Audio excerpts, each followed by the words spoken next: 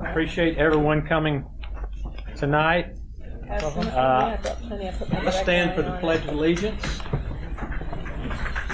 I pledge allegiance to the flag of the United States of America and to the republic for which it stands, one nation, under God, indivisible, with liberty and justice for all.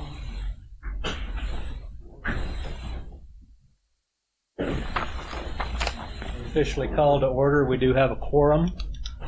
May have some people who are caught in traffic that may still show up. I want to kind of summarize, bring up to date where we are. As you all know, we have made a big effort to try to get everybody around one of the 15 members on this commission to get up to speed, be educated about how all these entities within the county kind of fit together or don't fit together, or what their roles are, or whatever. I probably should apologize to Kevin and to Bob, since they could have taught the course with their backgrounds as county attorney, and Bob reminded me he was acting county manager for a while, and they didn't think he was acting very well, so they made him the attorney. But Kevin, for several years, was the county manager here. Didn't feel like I was going to be wasting your all's time, but I wanted to publicly say that I'm glad you're here, and I hope you didn't feel like I was wasting the time, because I wanted to get everybody kind of on the same playing field, so to speak, so we could deal with these important issues.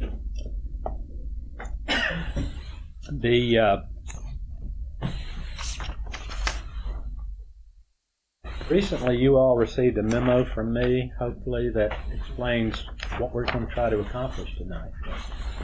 And I hope you brought your homework assignment from the last meeting with you for discussion. We do have a couple of easels here where we're going to try to put concerns or issues up there. Not solutions to problems, but what problems or issues you have identified that you feel like could be addressed by a change in the charter. That's really our main goal here tonight.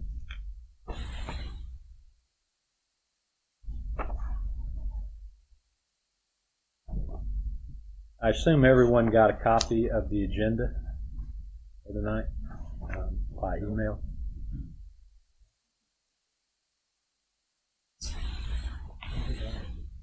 I got your memo. Got your memo. Well, the same person that sent that out sent out the no agenda. Let's get copies made. You got it. I printed it on. Can we get copies real quick for everybody? No, Olga from the county attorney's office sent that out. I got mine, and I saw everybody's name up there in the address list, so I don't know why some of you didn't get it. I got the memo. I didn't Got the memo. Got the memo, didn't get anything else. Yeah. Well, I'll check on it. Yeah, I got it. Desmond? Yeah, Larry, and just for your information, based on the comments from the last meeting, we will be putting the agenda on the Charter Reviews webpage on the county website. It's up there now, and we'll continue to do that going forward throughout the agenda. So you're confirming that in the future it will be emailed to all of us? Yes, I was on that email. I received it, and it's on the website. If anybody has a computer now, they should access it. But going forward, we'll... Yeah, it was. Thank you. That was weird, because everybody's name was on there. Could we just get a hard copy when we get here of the agenda? That just seems... We normally have that. Yeah. We don't tonight, but yeah, we can do that. We have it now. We do. Ask and thou shalt receive. We do.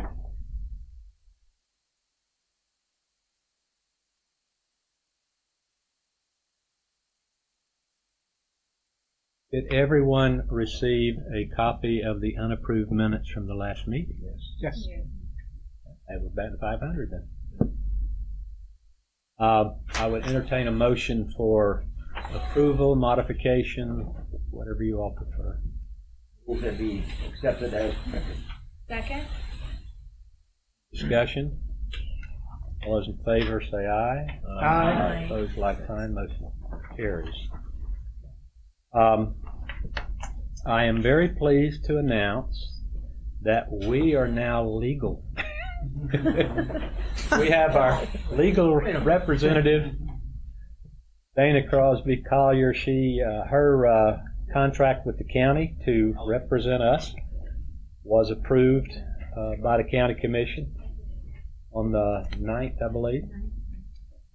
So she is here to assist us, keep us on the straight and narrow, and give us her legal opinion. Anything we come up with, whether it's worth pursuing in her opinion, her legal background, not just legal background, but being really an expert in the charter business in Florida from everything I've seen on her resume. So with that said, I've asked her to just take a couple of minutes so that in the continuing education process, I ran across something in this book, which I can't find it now because it was a couple of weeks ago. But the way I read it, I could read it one of two ways. It made it sound like that anything that could be changed on the charter would have to come through us and go to the county commission. I don't think that's true. So in that regard, I want Dana to, in layman's terms, explain to us other ways it might be able to end up for the voters to vote on without actually coming through this commission. Sure. So thank you, and it's a pleasure to be here. I brought some cards, and I'll pass them out. That way y'all have my direct line, my office number, my direct line in case you need to reach me. I wrote my direct line on there, so I'll just have that. Thank you. So now everybody has my number and how to reach me, and my email as well. We were looking at section 4.2 of the charter, which talks about how this charter can be amended. And as you know, you guys meet every 6 years to process amendments and put them forth to the voters. But there are a couple of other ways that one could get an amendment of the charter. And the first provision for section 4.2 of your charter, subsection A, provides that amendments can be proposed by petition. This is a petition of the voters. So if there is a petition to make a change, it needs to be signed by electors that are in at least three of the 5 districts. And we must have 7.5% of the electors qualified to vote. So that's not how many showed up, that's how many were qualified to vote in the last preceding election. So all amendments have to embrace one subject, the single subject rule. So it must embrace one subject and matter. So it can't be misleading or be a chain and hang a bunch of things on the end. It has to just be a single subject. And it comes to the board, and they do a resolution similar to that, how they would do with y'all, to place that question on the ballot. And that ballot, it would come on the ballot at the next general election. So before, if I want to do a petition and I'm a Seminole County resident, I could do it just like anyone could. I would go with my text to the supervisor of elections, and I would hand him that text, and the supervisor would look at that, and then I would commence my drive and start gathering signatures. And I have to do this in 6 months. I have to be able to get the number of signatures I need within a 6-month period. So that's the first way. It's just called citizens petition. Most charters have that provision. The second way, other than the charter review, which is subsection B of 4.2, the second way is the Board of County Commissioners. And you see this frequently, at least from time to time across the state, where the Board of County Commissioners will take up an ordinance, and they will propose an amendment to the charter. So it comes to, has Seminole ever done that? 'Cause I don't, have they? Because it's I not think they may that have done it common. the year you. Okay, I think 06. the board at one year, didn't they? Looking at me like, No, go ahead. I just look at they you put like up a lot. they put up And- some proposals to counter what the Yes, and that Charter yeah, Commission had yeah, put up. that can happen. And then there was a big issue over, okay, if they both pass, what happens if they both Right, pass, right. which one takes priority. Right, the last- So, yeah. Yes, the board has done So that. that's, and it's not, you see Well, this they in, also did the Gambling, the issue. gambling and the rural the rules, Rural boundary. boundary the rural area. boundary they put on the ballot and got it in the charter. So there were several they proposed directly, and there were some they proposed reactively. Defensively, yes, and defensively. yeah, and you do see that in cities too a lot, where the board will propose one and the people propose one and the charter. But we, I wasn't sure if we'd done it here. It's not that common that you see it, but the Board of County Commissioners can adopt an ordinance, and that ordinance will, as Bob mentioned, will go to the voters in the next election, and then they can vote upon it. And when it, when we vote, then it becomes part of our charter. And generally speaking, these things become a part of your charter as of January 1 of the following year. So the election's in November, January 1 it takes effect. So, question. I heard you say that ours has to be on a general ballot, general election ballot. Mm-hmm. But if the county commission decides that they want to put a change to the charter before the voters, must that be in a general election, or could they do that at any time as a special election? Hey. Proposed amendment shows single subject. It okay. I think it's any time. Probably could be, but it's really, yeah. So next February, if they decided to do a mail ballot election, the commission could do that. I don't see anything to preclude it in this section. It doesn't really say. Wait a minute. Effective upon approval by a majority of the electors voting in a referendum at the next general General, election. so they can't do a special election. Right. Got it. Yeah. That's really rare because it's super expensive. So yeah, they have to do it in the general election as well. So those are your three ways to get a change to the charter. All of it goes to the voters. The voters have to approve it, and then it generally will take effect January 1 unless there's been something different indicated in the text of your amendment. State again the procedure, the steps we have to take. I want to hear it clearly. For the charter review. Right. Right. In other words, an item comes before them. They want to propose it to be on the charter, on the election. What procedure it goes to who? Who goes? Who do you give it to first, and how does it fall down the line? You all have to have a public hearing. Okay. If you're going to actually move forward with a proposal to change the charter, there would have to be a public hearing. You must hold at least 3 public hearings, not less than 10 days, not more than 20 days on any proposed amendment or revision to the charter. So you for sure need to get the input of your public as to what they think about that idea. Then you would have to take a vote as a body, and you'd have to have a favorable vote by a majority of the CRC, the Charter Review. Then, and this has to all happen, and I'm glad that the county attorney included a timeline in your book because that's really important. That's what we always used in ACOIA, and we work back from that timeline because 90 days before the election, then the Board of County Commissioners has to have this because the supervisor of election has to prepare the ballot, and there's just overseas ballots and whatnot. There's just a lot of time that goes into preparing that ballot. So 90 days before the election, you would deliver to the Board of County Commissioners your report, your proposed amendments, and they will then do a resolution to place those ballot questions on the next ballot. Cannot be changed. It has to go the way we have it. Yeah, that's right. That's how Who this writes the charter verbiage is. of the proposition? He's talking to her. Dana? Yeah, that's usually how it works. Is the board comes up with the ideas, they give you the idea of where you want it to go, and then we have to do a ballot summary. So when your voter looks at that ballot, they can quickly identify what it's about, and that summary cannot exceed 15 words in length. Now the Spanish translations sometimes are a little more, but that's the supervisor allows that flexibility because of the language. But so can create a ballot summary, and then I create a ballot question, and it asks the voter clearly, what do you want this changed? And the voter can answer yes or no, but it has to be clear to the voter what we're proposing to change, so that they can answer a simple yes or no. And then the thing that That one says 75. yes, thank you for reminding me.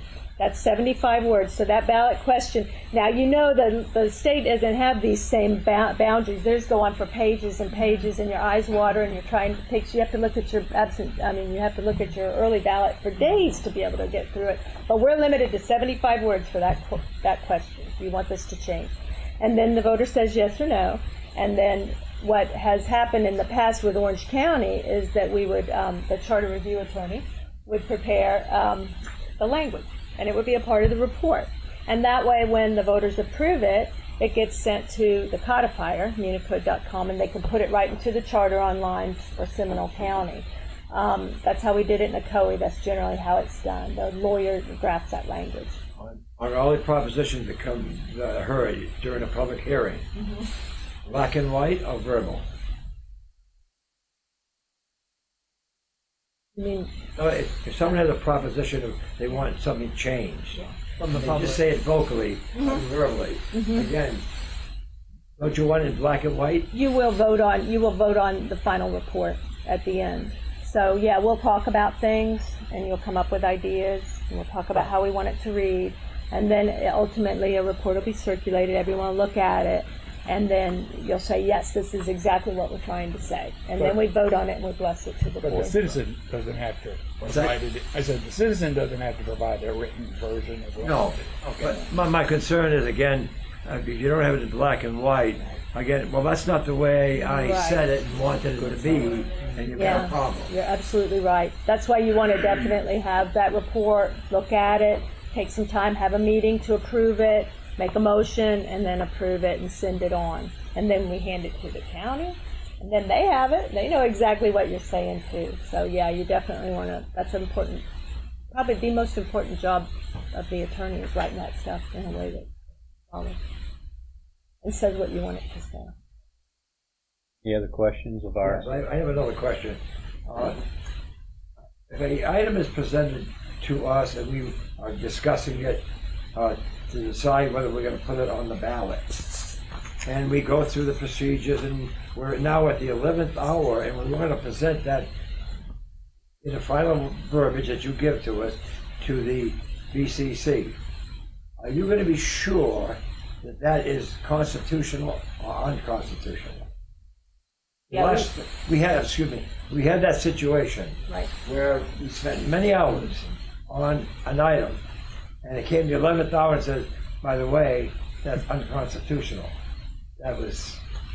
No, usually the role of the charter attorney is to guide you through your process and talk through issues. You present ideas, and then we talk through issues, and that's generally the way it's done. The problem with something we're doing, you're going to wave your arms before we you that's what lawyers If will you determine it could be advise. unconstitutional. But you'll have to- I think his question is, are you checking early on that it's not in conflict with the state constitution? Once you decide upon a course of action or language or an idea or whatever, then at that point I would be approved to go and research it. But I'm not doing a lot of like research on stuff that may come up. It's when you start to get serious about an idea, then we dive in and do a legal memo or something to give you a better idea. I went through what little memory I have left to go through that process. But I mean, that was a major issue in 2006, was it? I can't remember what year it was. Where they got down to the final adoption, and then the charter attorney came in and basically I've looked at that now, and I think it really withstand challenge. And it was like, that's why I've said at the what meetings I had attended previously, which was I think one of the main functions we need the attorney for, and get them in early, is to make sure we don't go down a path that we get to the final adoption, and then for the first time we hear, oh, by the way. Yeah. You know, if that is a problem, that's a problem. We need to know at the front end and get the options about, okay, well, what can we do? We can't do that in particular. What options are available? So I'm glad to hear all that. I just went back and recalled what a fiasco that was at the very end of that last hearing. I was not on the Charter Commission at the time. I was sitting as the county attorney. I thought you were on, okay. That year I was not on. The year I was on, we had no proposals. That was the last one. I was sitting where the county attorney now sits. And at some points I got so frustrated with what was going on, I couldn't even sit in the room. I went and sat in my office while the discussions went on because I knew it was not my role at that point, or the role of the county attorney, to stand up and say, you know, there's something going wrong here. And that's exactly why the county attorney gets outside counsel to sit this board, so that there's no conflict. But you know, and a lot of my charter experience has been working for the county attorney in Orange, and then working with the charter attorney. So there's a good process that can be very, very healthy. But yeah, they want you to have independent counsel so that there's not that kind of conflict. One more, and I'm sure. Right there. No, I'm just kidding. An item comes to our committee. We vote on. We get all the fine points in it. You prepare it. It goes on the ballot. It's prepared on the ballot. You did the research on it. You found out on the ballot again that it is constitutional. It's okay. It finally gets on the ballot and is voted on by the people the way they wanted it, and the judge says, it's no good. It's a lot. So that's the end of it. All right? No, it goes through a hearing process. I mean, Orange County has a bunch of amendments right now that are undergoing judicial review. At that point in time, unfortunately, I mean, when that happens, that's unfortunate, but at that point in time, then the county attorney has to defend it because he's the keeper of the good of the county. So, you know, so we sit here and we come up with these things and we decide this is a great idea and we present it, the voters say, yeah, I like it, and then somebody, whoever that may be, challenges it, and then it goes to the court system, and then the county attorneys write an appellate brief to defend that process. And you betcha. And then, you know, I'm back down in Orlando, and the county attorney's up here in Sanford doing that. But it's very distressing when it happens. And it's even more fun when the county commission opposes the item that passed, and the county attorney is supposed to defend it. Yeah. You know, they have to write that. Yeah, that's a fun situation to be in for anybody who has to deal with that. Yeah, and that's unfortunate when that happens. Your client would prefer you to lose.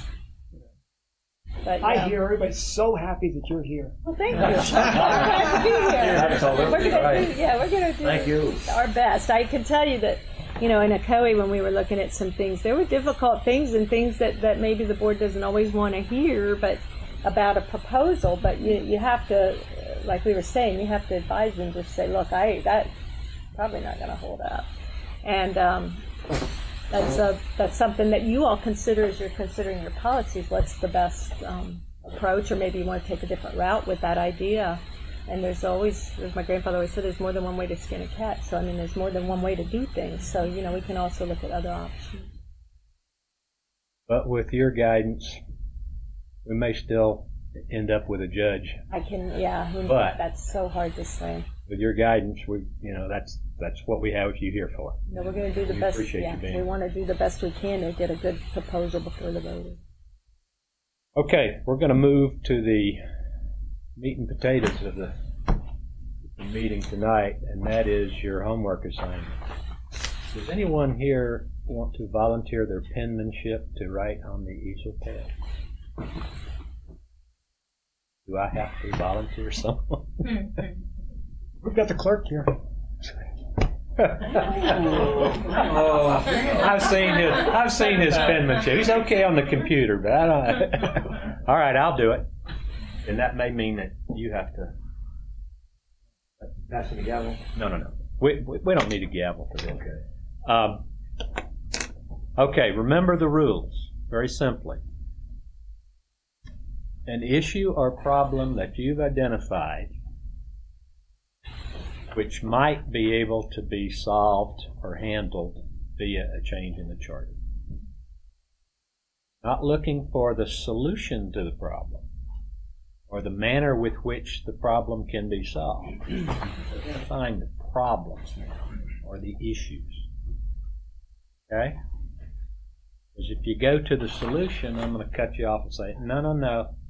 That's either later in this meeting, but more than likely the next meeting. What I want to accomplish tonight is to get the list, find out the priorities you all have within each item. In other words, all of us feel this is an issue, but only half of us feel that was an issue. So we can quantify this and get kind of a sense of where we may be going with some of this stuff. I think that's the simplest way of addressing it. So would anybody like to volunteer to go first?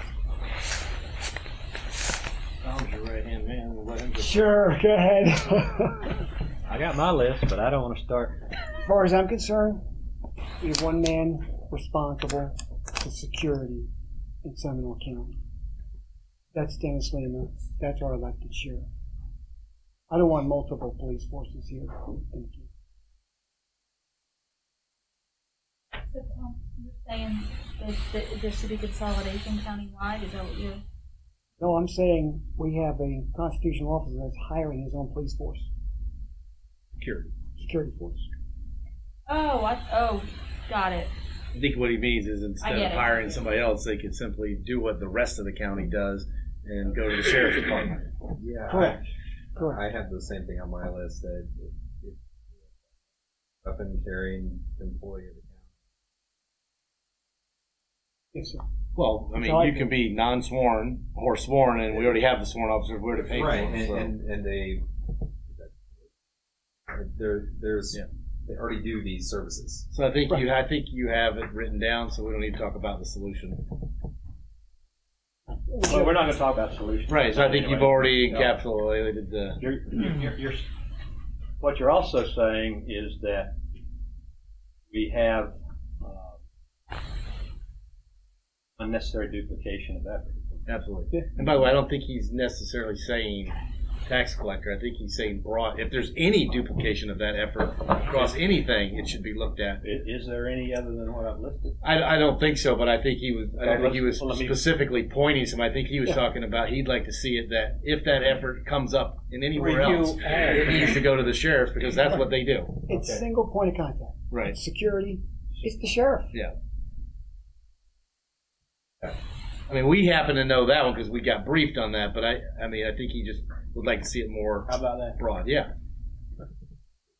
That's a solution, but I didn't know any way to do it. Well, I mean, but what if you're in if it's a satellite office in Lake Mary and the Lake Mary police force is right there? Could they not use city police force with a sworn officer? I think what you maybe want is sworn officers, correct? Is that no?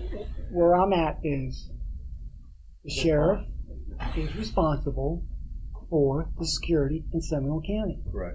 I don't want another organization doing it. If Dennis's office decides to join with Lake Mary and have a Lake Mary person there, that's his decision. I see. I certainly see that. I mean, Is that what how the school system handles it now with the officers? The resource officers. Do they coordinate that through the sheriff, or is Our that? sheriff's deputies. Some are Sheriff's Some of them are city too. Yeah, but how does? I think that's a good question. I think you should make a sub-bullet so we can find that out. Yeah. How does the jurisdiction I think work? they coordinate, yeah. In Orange County, they contract with the local police department to provide school resource officer services to various schools that are located within a specific. So I don't think we know, quite frankly, the answer as far as how those resource officers done. But quite frankly, there's a process. So I think what he's trying to say is we already have a process in place. Let's identify the process and see if we can make a change to the charter that would be a little more efficient than the current process that's out there.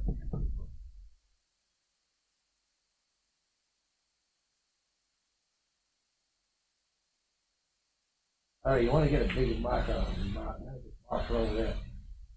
Russ who over the hill. We can read that stuff. Perfect. That's part of the No, I can read it from Actually, here. it's darker You don't have to because worry you're about on- that. yeah. You're talking about Get a me? black magic marker here after, will you? You got a red one right Bigger there. magic marker, thicker. Is that red? Older stroke. There you go. Older stroke. There you go. Now you're I'll talking. do it in red then. Now you're talking. Yes, sir, yeah. We'll probably have to reduce this to another level later anyway. Yes, ma'am. I would like to identify partisan races. Partisan races. Partisan races.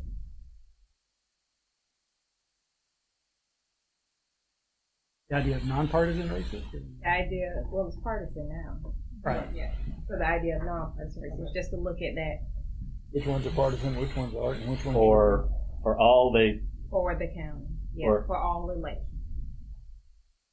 all. So county commission Be- and constitutional officers. Correct. Okay. For partisan races. Yes.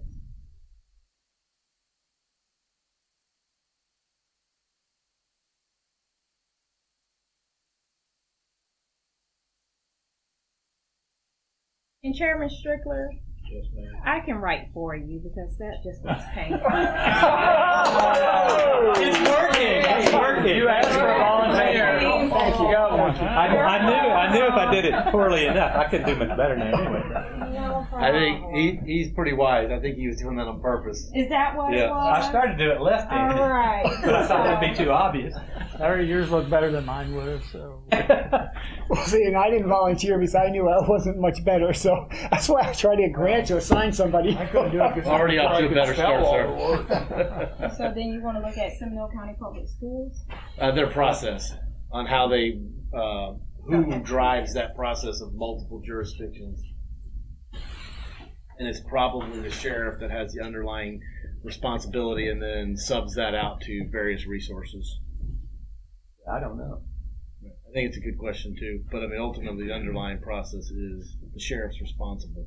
He already has that. I know that when I was on the school board in general, the school system they looked at the school and said, where's it located? If it's in the city limits, they would go to the city, try to find a resource officer. That didn't work, they'd go to the sheriff.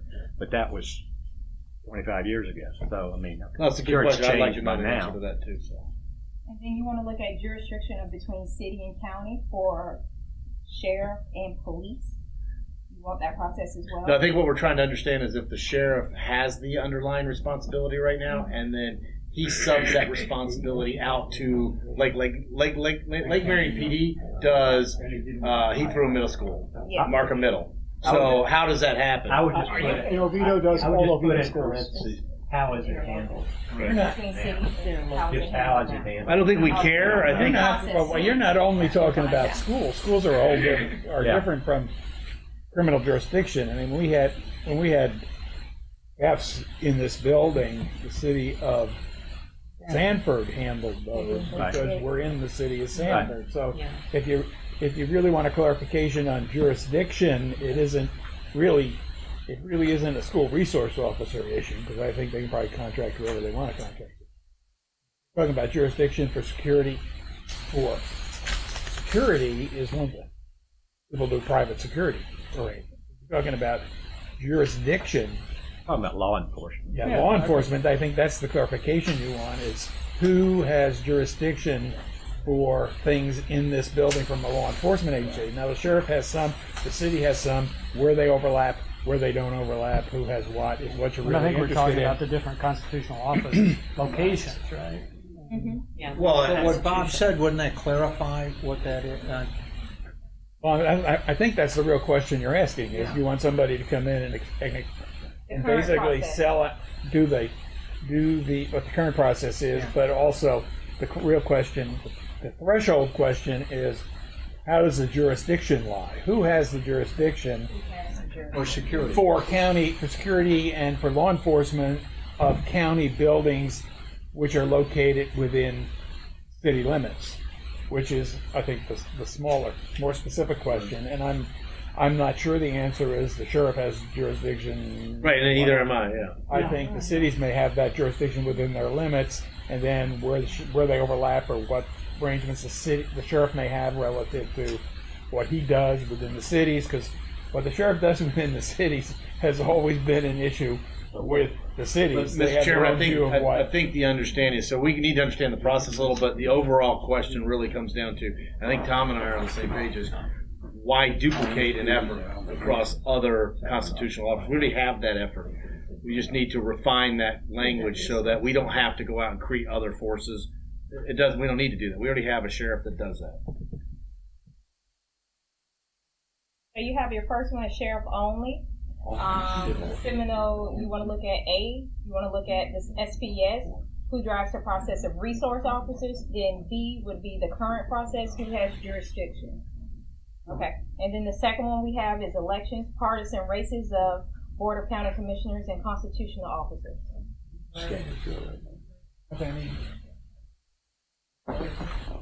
Cities, but not in any of the counties now. Because they changed the school board. Oh no, school board is not. School board is not. Okay, still nonpartisan. You're right. And so are cities. I thought somebody was. It was. The school board was or is? It was at one time, and I think it's still nonpartisan now. I think I'm not sure we didn't have a proposal to make it partisan, and it was. Back in the 90s, it was flipping back and forth because I was in the middle. There was an attempt to change it locally, and there was litigation authority to do that in the charter. So that's an issue. Okay, who's got a third issue they want to bring up? Not a problem now, but it's to prevent a problem, I believe, and that's to prohibit political activity in the county. Three charters, Hillsborough and Sarasota have that prohibition.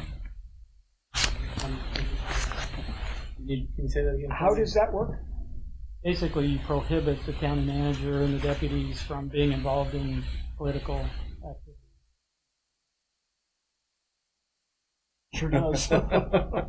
We need some more security officers. That's a good idea, actually. When we get to the point, I've got a write-up about it with some rationale. Yeah. So that, Right now, we're just getting them down. while sitting in the position. That's right. While they're in the county. They need to be non-political. Yeah. As a citizen, they have the right to do it, but not as a city. Not on somebody's time. But the political activity and constitutional officers, offices, is that already covered? No, because essentially the constitutional officers are. I'm talking about employees that serve under that constitutional. They may have their own rules and regulations. I know my husband. I think that's up to the constitutional That's officers. because of what his supervisor of elections means. It's because you trained him. Yeah, I train him in everything. That's why he's so smart. But it makes sense. It does make sense. Running political campaigns from any of the constitutional officers is a really bad idea. Person bad is stupid. So number 3, we have prohibit county manager from political activity. I have a reference Hillsborough County and what was Sarasota. Sarasota County. Why would that not be expanded to all constitutional offices? That gets Well, into another state. Well, it depends on what our charter says. No, our charter. I guess you could. Now, one of them, I think it's Hillsborough, also included the county attorney. They included auditor and code. All 3 of those were prohibited from. There's something that says you can. Okay, constitutional officers. I'd like to extend that to all constitutional officers. Can we do that? Well, we'll find Well, out. that's what she'll do for us. If they're made a charter officer, they can be regulated by the charter, but as long as they're a constitutional officer, they're regulated by the state. So the first step in prohibiting political activity, or anything really, is to make them a charter officer and then seek to regulate that office like you would any other charter office, like the county administrator and the county attorney county commissioner. But as you go there, you've got to step back and say, okay, how did we end up with our charter in the beginning? Always a balancing act between, for instance, our last meeting, we heard from the chairman of the county commission. For instance, he would be uncomfortable having, say, the property appraiser or supervisor of elections, in essence, being a department head under the county, because there's a conflict of interest there. Yeah, this is a different issue. All we're saying is No, but my point is this: if you did away with constitutional officers and they were elected officials that came under the county umbrella,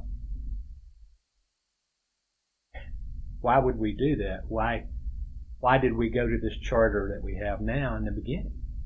Back in the, what was it, 90s? Well, it started before that. I think it got modified a couple of times. But If we want to look at the other constitutionals, I would ask that you do it as a separate item. Oh, yes. I think it's totally different from the county. County managers, professional managers have a code of ethics. Right.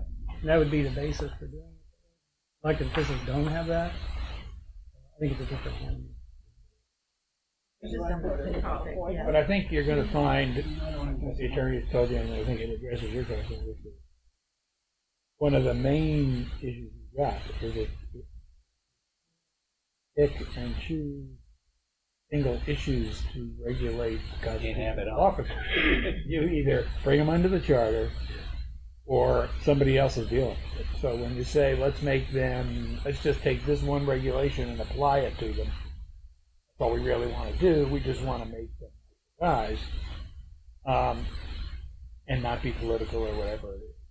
That's part of the problem we had earlier in the prior charter amendments when we got into that issue, which was that they became subject to audit, so they wanted to be that, and basically the law, and again, I've been out of touch with the developments in the law for 6-8 years.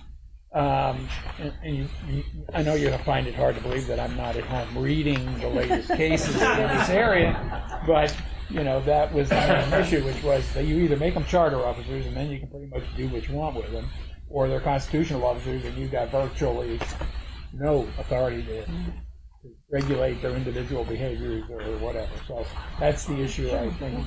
Or you sleep tonight now, Bob. Not I thought you were bird You dog. thought I sat at home reading the latest case law? No, I do not have a subscription to Bird dog. Florida Law Sniffing it out. Weekly I or just any knew of you those were doing things. I will tell you, under that new understanding, I don't want to get that deep into charter of constitutional officers. I'd leave it alone. I said, If we don't have enough to fill the paper, let's come back to it. Well, but I think Kevin guided brought by up your the attorney. county manager issue, and it's already. No, I think we leave that. Yeah. Before we add the others, let's see what else Yeah, we got. let's see what else we got. I agree with you. Anybody disagree with that? No. Okay. So you're on number 4. Who's next? Thank you. All right. Tell you what I wrote down. Again, problems. Under our current charter, there is no. Don't have to write anything yet. Somebody will find it. There is no team approach required for management of all tax dollars within the county. One thing I heard, and this is something that's going to be very serious. We've got constitutional officers, we've got the Board of County Commissioner. All of these tax dollars are there to try to serve the public. Nothing that requires, as John Horan said, I think, in his presentation, cooperation, reality, joint planning. What really concerns me, unrail expenditure or requirement, the county's going to be, last I heard, it was up to $30 million or something like that. We've got to make sure that all the tax dollars and the planning for those tax dollars are as tight as they can be. And with all this loosey-goosiness that we've seen in the last year, we've got to tighten that up. I'm not sure exactly how to do it. I don't think it's just one thing. But that's the problem, is no teamwork with respect to the spending of tax dollars. Question, do you want an overseer of those tax dollars, or are you implementing another person? I'm not telling you what the solution is. I'm telling you that there is no way to manage, there's no way the current charter guarantees the strong management of tax dollars across the county. Get all the constitutional officers and the BCC together. That's the tax dollars I'm talking about. Mm-hmm. There's nothing in the charter that guarantees the taxpayer that the planning for spending that money and spending that money is going to be a team effort. That means it's a good chance it's going to be wasting money. Like a collaborative effort between constitutional officers to spend the taxpayers' money.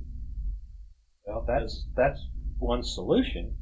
Well, I was she's trying to figure out what to write on number 4. So team effort is going to be a little difficult. I think that's what she was trying to get to. No team collaboration. Do you know how to spell willy-nilly? Well, I think I can think of some other military terms we can put in there that are acronyms. Define tax dollars.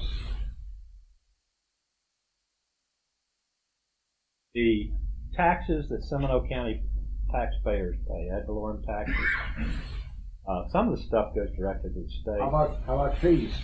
That's tax dollars. No, it's not. It's fees. But it's still money that we get. It's still coming from the public, but it's not tax dollars. Correct. Right. What I'm saying is, right now, if you look at the budgets of all the constitutional officers, and this only became obvious when the new tax collector came, because he came in and legally he can do all the stuff he's been doing, but there was no effort to say, okay, the county is used to getting $3 or $4 million at the end of the year. They probably won't get that this time because he's spending more money than his predecessor did. I'm not saying whether that's right or that's wrong. I'm not making a judgment. But what I am saying is the taxpayers in the county are going to be on the hook for a lot more money in the future than they have been in the past. So we need to put something in place in the charter that mandates that there's a collaborative effort for planning and spending the money. Now, whether that's doing away with some constitutional officers and making it a department under the county, that's one possibility. But we're not talking about solutions. We're just talking about identifying a problem. To me, that's a major fiscal problem that needs to be addressed. So how about budget officer, constitutional officer, budget cooperation? Number 4. I like what Larry just said, which is part of what you just mentioned. We're just trying to give her something to write down before that makes sense and we can come back to it. We're not trying to get a solution. Can we create a position? Can we I create think that's part of the constitutional? I mean, can we create a new position, a constitutional officer? Well, I don't think we created it wouldn't be a constitutional officer if it came under the county. I think somebody mentioned that. It would be, in essence, could be still an elected official, but it might be somebody that's appointed by the county, run an office. What the comptroller supposed to be doing? Isn't that for the comptroller to coordinate all of? We have the position, right? You do? Well, the comptroller, the clerk and the comptroller are the same position. Primarily the board finance. That's only over the BCC, the clerk. Correct me if I'm wrong. The clerk has no control over what's being spent by the constitutional officers. Well, we don't control. I mean, we write the checks for the.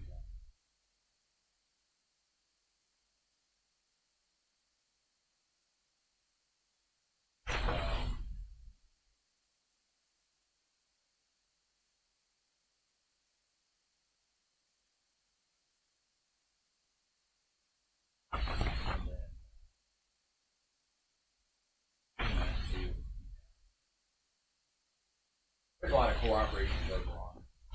But you don't have any oversight over the tax collector, the supervisor elections, or yeah. So why don't we make number 4 budget team effort? I think we'll know the spirit of what you're trying to accomplish. That's good.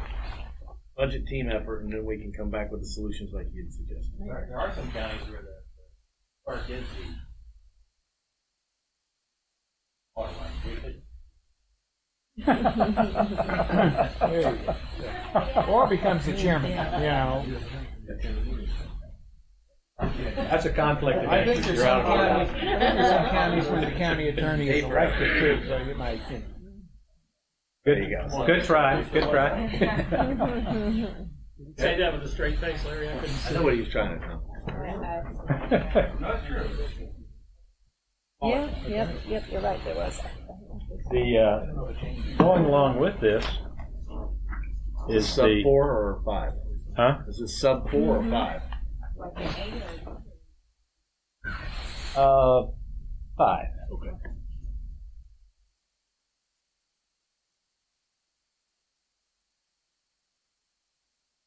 The public perception of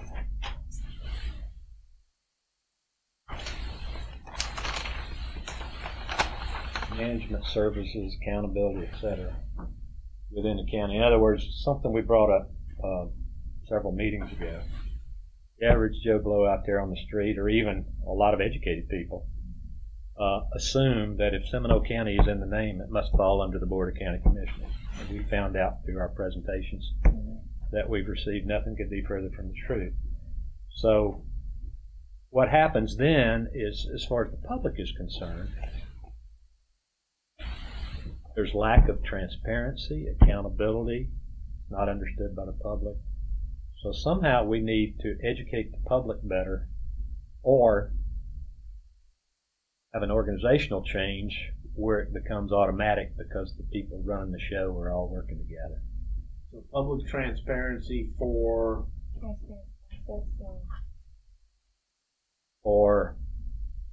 all the, well, for really the county and the constitutional officers. Now, they each well, I think are that's good. but Public, So public. a public transparent process transparent. for all of the Board of Commissioners and the constitutional officers. Right. And so we get down to the solution, which means what is misleading to the public? Pretty simple. If the public thinks that it's Seminole County and it's not, then there needs to be some more transparency there. Well, and as we found out in another presentation, the county is, under certain situations, liable. No question. For I think you brought that up. They really are carrying the insurance policy for some of the management decisions that are made by people they have no control over. That didn't make any sense. So that kind of comes under that umbrella. Larry, on the money that you stated again on Sunrail, right? The millions of dollars that they spent.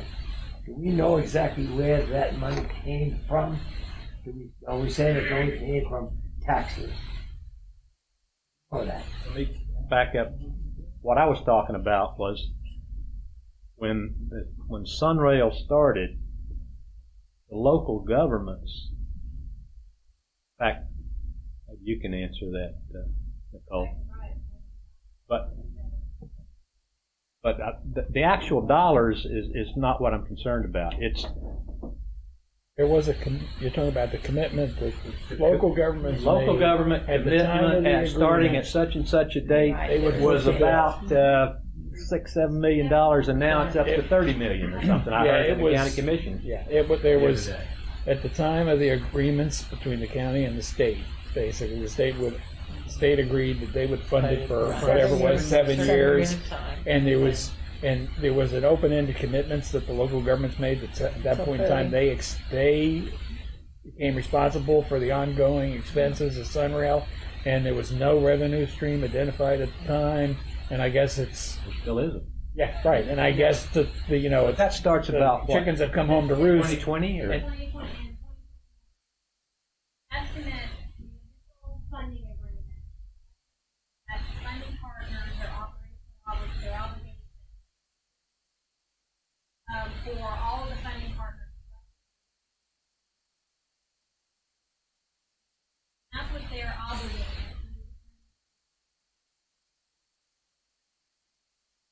Voluntarily.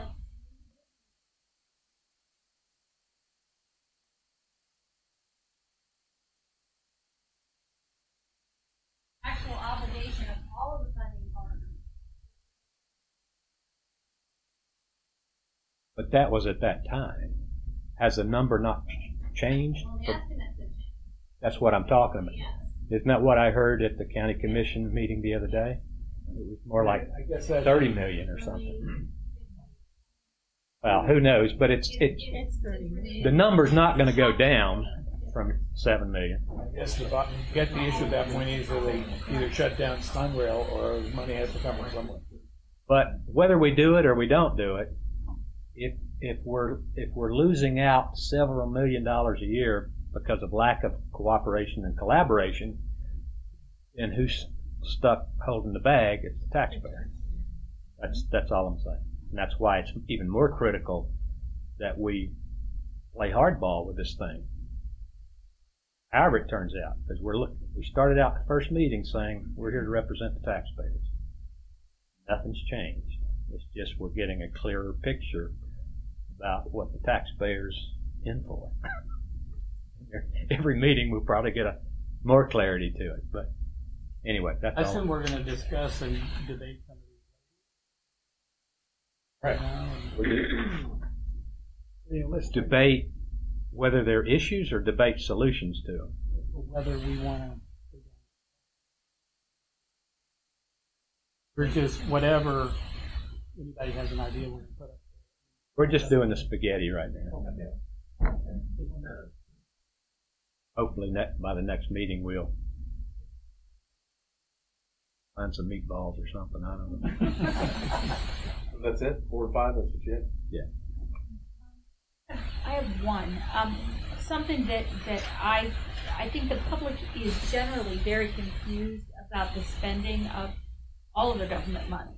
And I'm wondering if there's a way to improve transparency by having them put their checkbooks and their budgets and their spending up on their website, just as, in live format or twice a year or whatever. I mean, I don't know if that's something that I don't know. What do you think? No, just put it as a new line. Put it as a new line. The transparency of budgets? Of finance, of government, of all finance, yeah. Posting a BCC and Constitution. Yeah. It's part of the budget. It should be available. I was going to say, I think it's general budget in general, but I mean, as you You're know, talking about expenditures. expenditures, right? I think people want to see how their money is being spent. If it's spent on a bunch Line of item, not right. $200,000 entertainment. You want to know what they're That's doing. right, and I think that's You can't write that off anymore, but. right. That's the public wants to see that kind of thing. It'd be nice to know. But on line items, adjustable. Yeah, no, it's, I mean.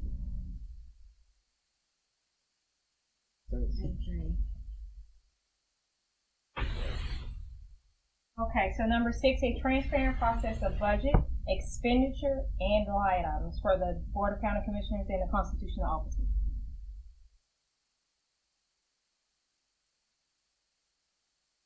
Number 7. Yeah, Okay, I do. 7? I have a question, but the audience doesn't have to answer my question. Who amongst the county commissioners and the constitutional officers is allowed to buy and sell real estate?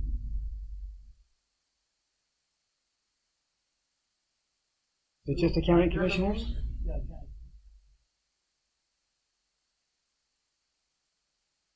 Or do you mean buy and sell real estate and or run a business in addition to buying and selling real estate? Yeah. You're talking about their own. You're talking about public real estate. You're talking about that, you know, are in the real estate business. You're talking about, I think he's talking about in the course of the county business, right? I think we have someone in our audience who would like to address it. Chair, Wade Vos, representing the attorney for the county commissioners, as the addition the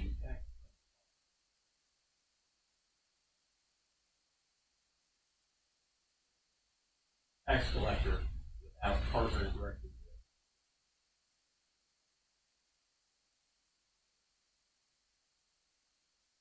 But the Department of Revenue changed y'all's mind. The Department of Revenue is the agency that oversees the tax collector's budget and its budget amendments and expenditures and so on. Probably saw in Seminole, the Department of Revenue looked at the proposal.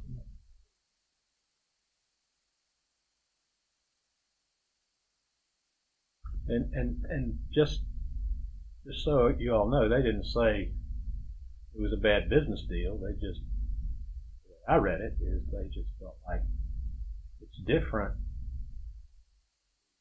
Take public money and become a real estate investor versus a private company that becomes a real estate investor. And I think, you know, and we've got a new constitutional officer. He's still, you know, learning what he can do and what he can't do. That also suggests to me the process works a little bit too. Yeah. I was gonna. Yeah, exactly. I was gonna ask Tom, does that answer your question?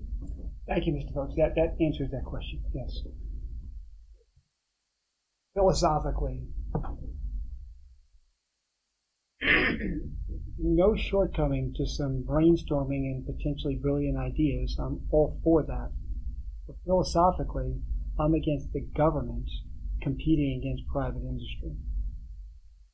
Private industry buys and sells and operates shopping centers and whatnot, not government.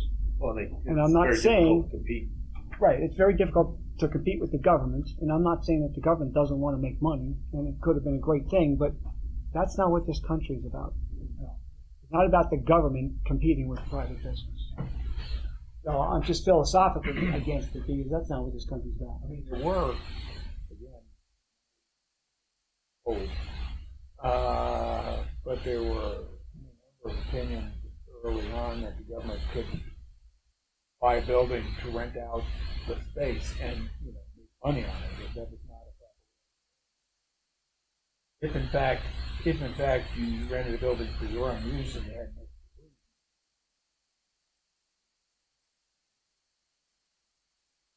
10,000 square feet, use 1,000 of it and rent out the other. I don't know if that's changed. I don't think so. I don't know if there's been an update on that, but you know, certainly was a prohibition early on. Certainly some attorney general wasn't any case law that said proper use of property for purpose of investment. You know, in the business. Well, and I also think that when you've got government properties, is there a way to repurpose those buildings for other agencies rather than just sell them? So I thought, when I saw the process, I kept thinking there could have been a could have had a remote police station at one of those buildings that was being thought of to be sold so it could go this way. And so I just thought, you know, once government has pieces of property where they can get away very fast, and it could have been repurposed for another agency.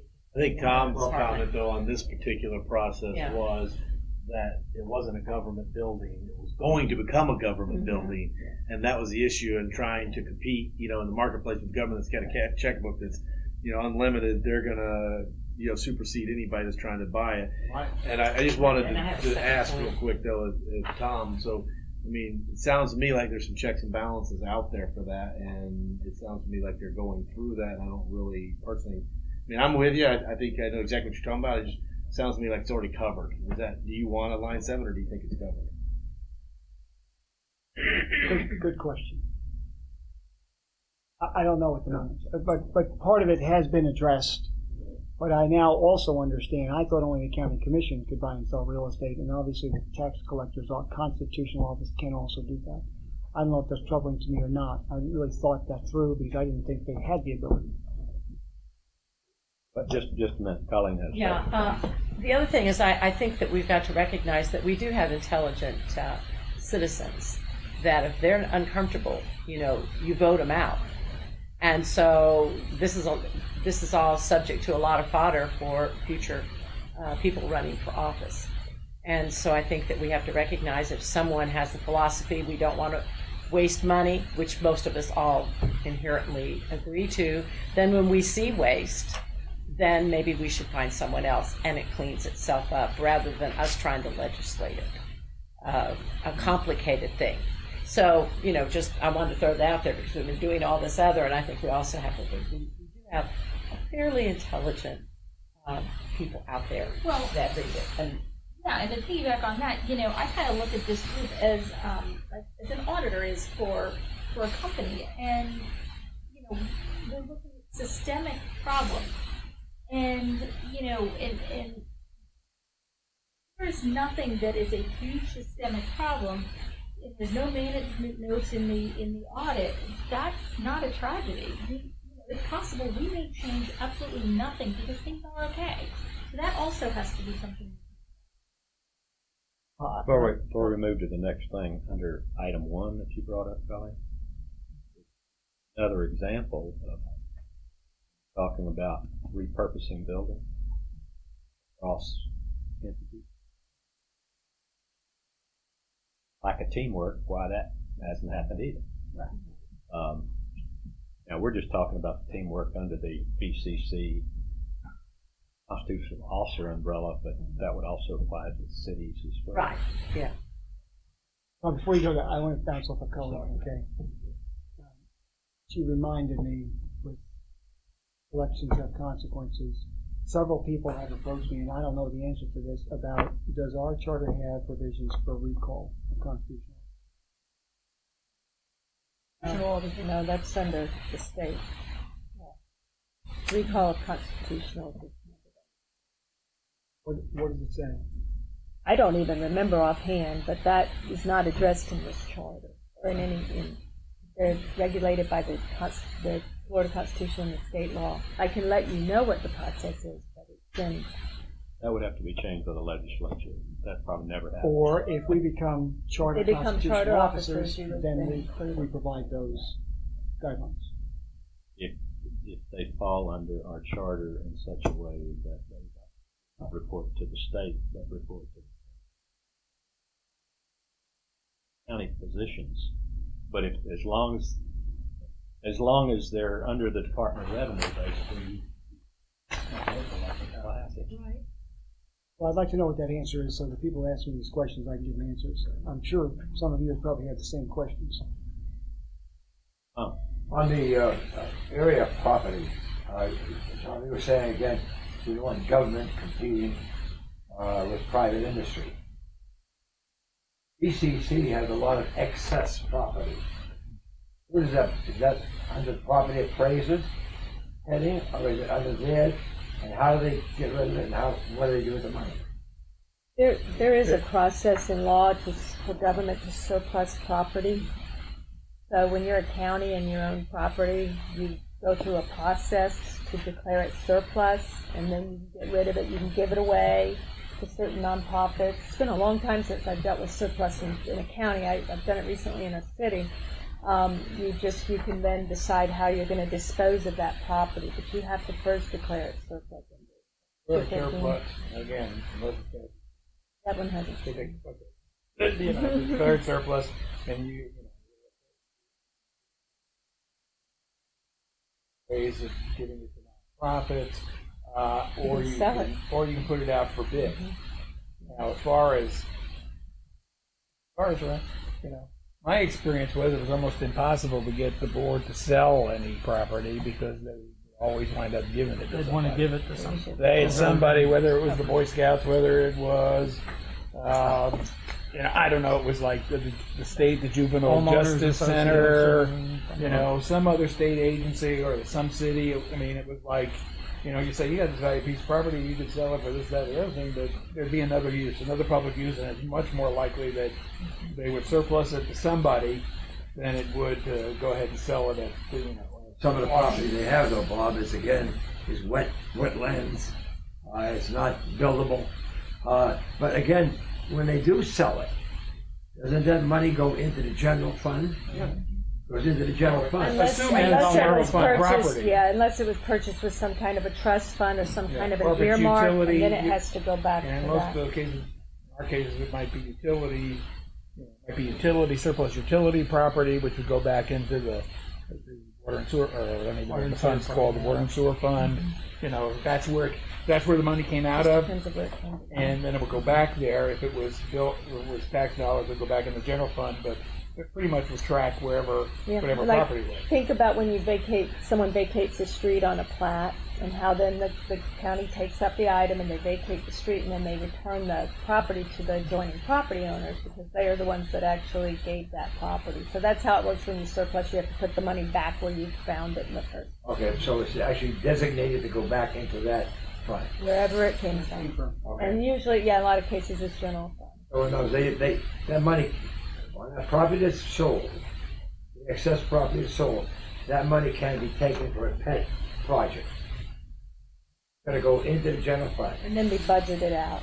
And Mr. Grace can speak better. Then they would take it in their general fund, add it to their budget, and then next year they may spend it on something else, a park or something. A lot of that, a lot of the, assuming it's a right-of-way kind of deal where you can actually sell it, which under the law, under the state law, most of the time it goes to somebody else. That's a function of the law, not the board's discretion. That money would most likely go back into the transportation fund, because much of the stuff was bought with transportation money. So, again, it goes back where it came from.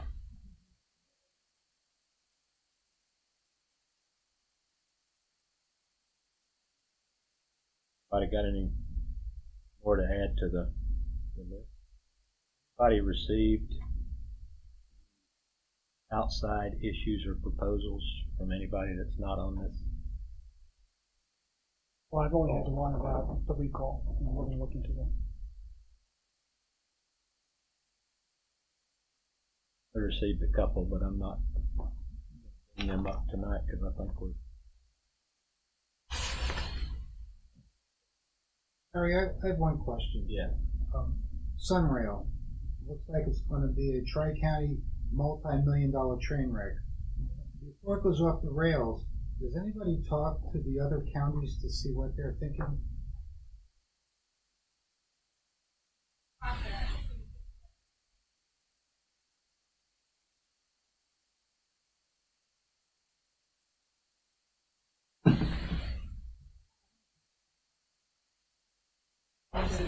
The city of Orlando. Because Volusia's one thing.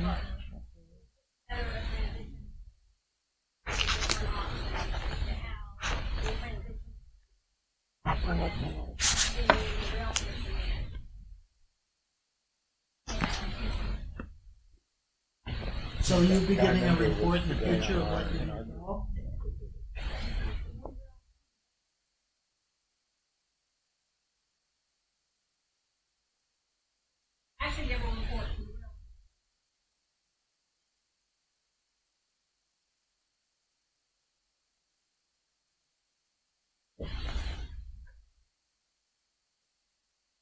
Anybody have anything more to add to additions to the easel for this evening? Larry, do we want to place any of these things on the future list? Some of the items we've been reading in the papers about some of these, they're trying to organize, again, term limits and so forth of that nature. Do you want to put any of that on our boards at all? It's an issue that you feel like is important and that we would get consensus on this group, it needs to go up there. I know there was one item, again, that Mike Patel, I asked him a question when he was here, about, again, open voting. Open primaries? Remember that? And, his words at that time was, again, that would be a state issue and not necessarily a charter issue, because we have to cover everybody in the state. You can have one county having it and the other county not having it. So that's what he felt at that time. And I think that's probably true. That's true. We're a closed primary state, so you can only vote in your party. Right. And people who are no party affiliation or independent cannot vote in the primaries. It is per state law.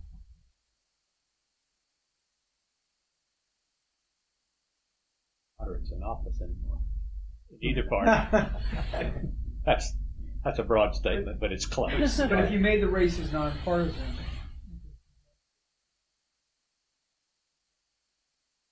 The local county races, right? yeah, then it opens up the primary.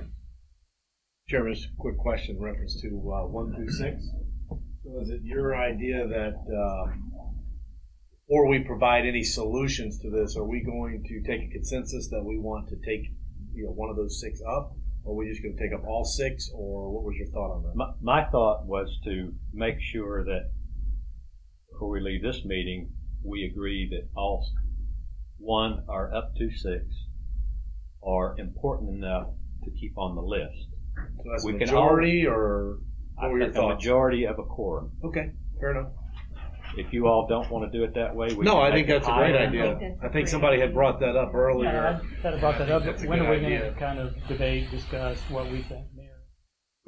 Maybe we can take our next meeting. And we can always add to the list. Right, understood. But whatever we decide needs to stay on the list. Then at the next meeting, we talk about solutions to the issue. Fair enough. I just didn't think it was necessarily fair to discuss these issues in detail if you didn't have a quorum or consensus. That should be on there because it's kind of a waste. In the aggregate, you want to go one at a time, or you want somebody else to do it? Well, I think I would like to go ahead and make a motion that we discuss 1 through 6 as a group right now to determine if it's worthy enough to be on the board to move further along. I'll second that. I'd like to make a comment. I think it's kind of difficult to do this tonight because one of the number one is about the security and the police force. Well, we need more information before we could even arrive, at whether this is a problem. You know what I mean? In other words, I think my thought was kind of You're more of a just higher saying- level than that.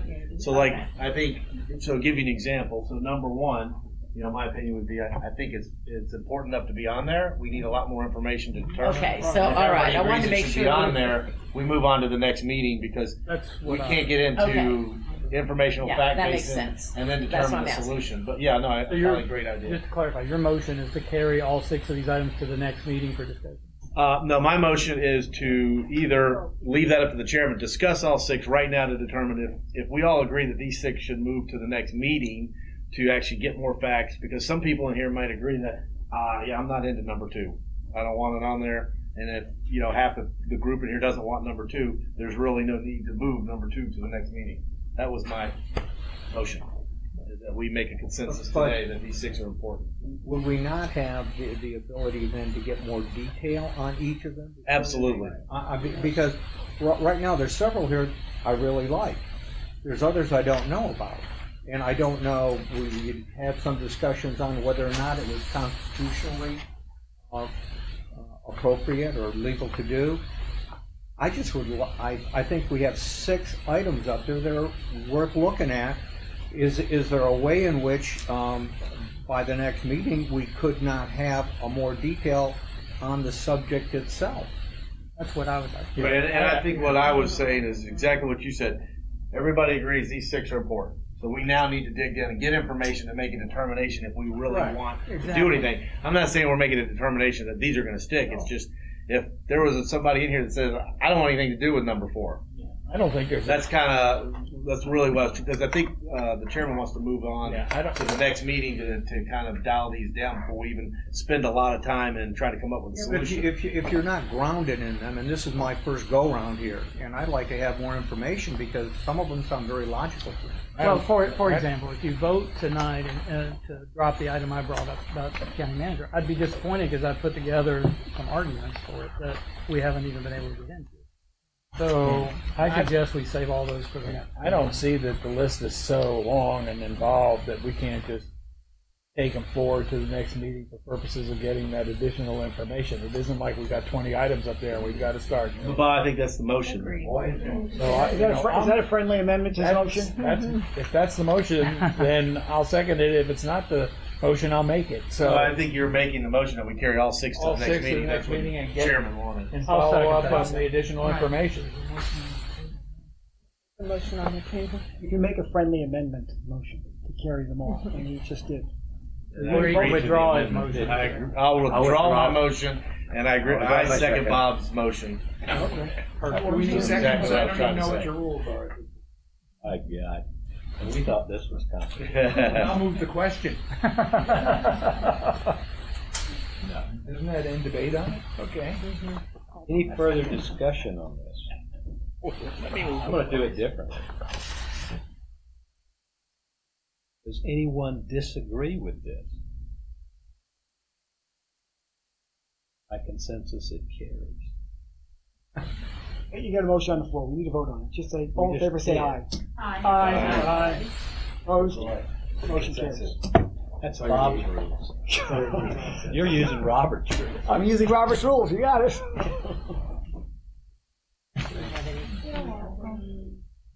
All right, we've got a couple more items. Any public comment? Anybody here with public comment? Okay. Do you have any other business? Next scheduled meeting is February the 6th, right here. With coffee. Oh, that's a way, Tom. That's all right. With coffee. I don't know who supplies it. Motion to adjourn? Motion. Robert? Adjourned. Adjourned.